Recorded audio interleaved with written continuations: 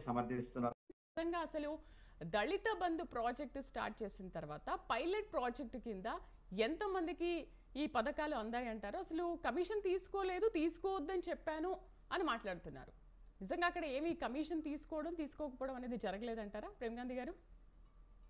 అయితే సరే, యాదగిరి గారు వారి పార్టీని సమర్థించాలి కాబట్టి సమర్థిస్తున్నారు, తప్పలేదు. కానీ ఒక అంశము ముఖ్యమంత్రి గారే స్వయాన చెప్పారు, 30% తీసుకున్నారు, మీ అందరిది లిస్ట్ నా దగ్గర ఉంది, అది మంచిది కాదు అని చెప్పి ఆలోచన వాళ్ళకు సూచన ఇస్తూ మళ్ళీ తీసుకున్న వాళ్ళ లిస్ట్ అంతా నా దగ్గర ఉంది అనేటువంటి ప్రస్తావించిండు ఆయన ముఖ్యమంత్రి గారు. మనం దాన్ని కూడా ఈ రోజు, అది మనం మాట్లాడింది కాదు, ప్రెస్ లో వచ్చింది, పత్రికా ముఖంగా వచ్చినటువంటి అంశం.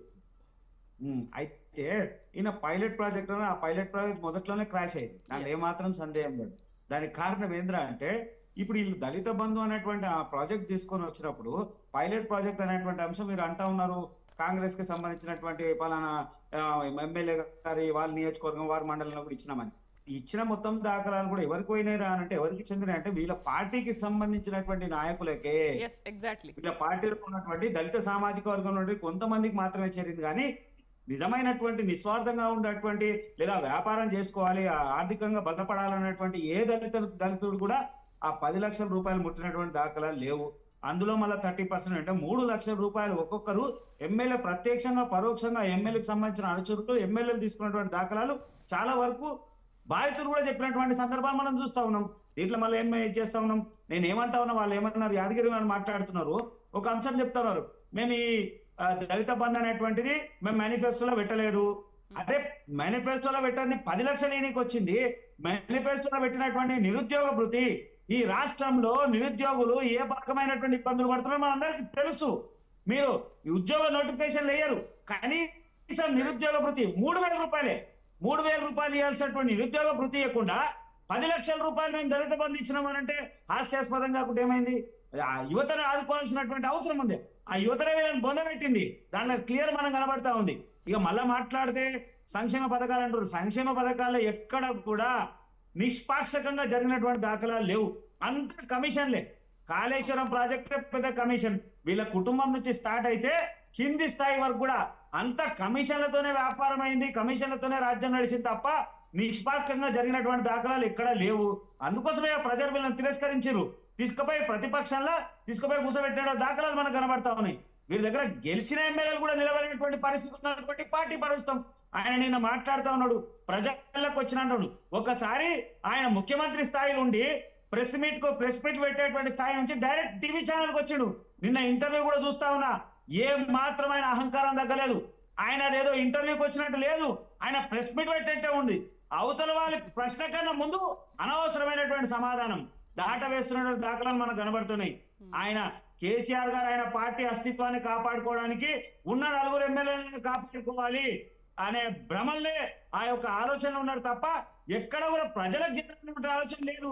నిన్న అవకాశం వచ్చి ప్రజల మధ్య వచ్చిందంటే మేము ఇది చేస్తా ఉన్నాము, మేము ఇది చేయాలనుకుంటున్నాము, మేము ఇది చేస్తుండేటువంటి అంశం మాట్లాడతారా, లేదా అనవసరమైనటువంటి అంశం మాట్లాడిండు. ఆయన మాట్లాడాడు సుమారు ఇంటర్వ్యూ మొత్తం కూడా మనం చూసినాం, ఏమున్నది అందులో ప్రజలకు సంబంధించిన ఏ ఒక్క అంశం కూడా సరిగ్గా లేదు. అంటే మనం ఆలోచించాలి, ఆయన కూడా మళ్ళా నా పార్టీ అస్తిత్వం కోల్పోతుంది, ఆయన రేపు పార్లమెంట్ ఎన్నికల్లో ఖాతా తెరవకపోతే పరిస్థితి ఏమైతే అనేటువంటి భయం ఆయన మనసులో కనబడతా ఉంది. ఆ భయం కోసం ఇవన్నీ వ్యాఖ్యలు చేస్తా ఉన్నారు. ఎక్కడ కూడా చెప్తా ఉన్నాము, రేపు జరగబోయేటువంటి ఎలక్షన్ లో భారతీయ జనతా పార్టీ అత్యధిక మెజార్టీతో 12-13 స్థానాలు గెలుస్తున్నాము. బీఆర్ఎస్ పార్టీ ఖాతా కూడా తెలవదు, దాంట్లో ఏమాత్రం సందేహం లేదు. ఇక సంక్షేమ పథకాలు కానీ ఇంకోటి మాట్లాడుకుంటే 2 పార్టీలు దొందుకు దొందే ఉన్నాయి.